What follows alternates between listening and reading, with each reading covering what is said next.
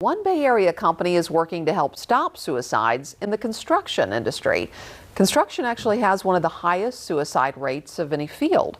According to the CDC, for every 100,000 people working in the construction industry, about 53 commit suicide. The president of United Suicide Survivors International says the stress and the physical demands of the job have a lot to do with the high suicide rates in that field. There is unrelenting pressure to do more with less, under budget, on time, without any incidents or safety problems. And so there's just everybody's completely squeezed with pressure all the time. And then you couple that with pretty scrutinizing regulations and rules and standards and compliance issues. It leads to a lot. Spectrum 8 News 9's Dahlia Dangerfield has more now from one man who's trying to change this trend. At Ajax Paving, Vince Hafeli considers himself the old guy. The old guy with a whole bunch of cousins. I do see everyone here as my family. The people are important to me. Vince is president of the company, and at least once a week, he visits the crews. What are they doing out there? Not just to see what they're doing, but how they're doing. You see, this old guy is on a new mission to save lives. A few years ago, we lost an employee to suicide. I was the last person to see him that day. Mark, well, he was known as the office comedian, always joking, always making sure everyone else was happy. But inside, he was struggling. And Vince had no idea. No one did. I was the last one to see Mark that day as he sat in his car to go home. I casually walked by, waved to him, he waved to me, we smiled, and he drove off, and that was the last I ever saw of him.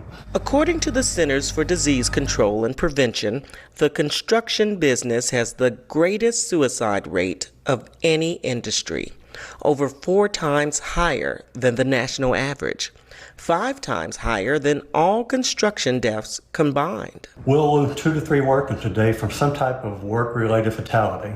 Fall from a high rise, get hit in the head with a pipe, get backed over by a dump truck, 2 to 3 people.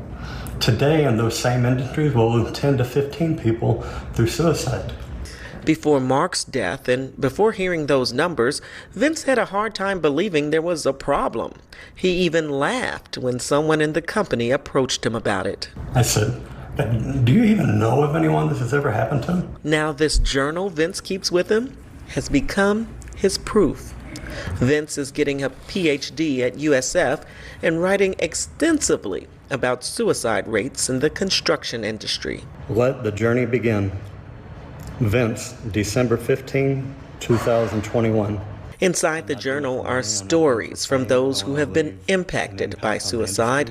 Years ago, facing a divorce, Vince seriously considered ending his life too. I began to ask myself, I can hardly afford to support one home. How am I going to support 2? How will the kids go to college? How am I going to fix this? Because that's what I am. I'm a fixer. One phone call from a friend saved his life. And being able to share his story has helped Vince to save others. All these notes are from people just saying thank you for talking about it. Is it something I'm proud of? No. It's part of who I am. It's part of the journey. That road brings Vince here once a week, checking on the crews and their mental health, sharing about the help that's available. We're about trying to change the future of this industry. Saving lives in the construction business has turned into his lifelong calling. Vince wants to make sure his family knows it's okay to say you're not okay. In Hillsborough County, I'm Dahlia Dangerfield for Spectrum News. In addition to outreach, Hafeli's company recently donated to United Suicide Survivors International.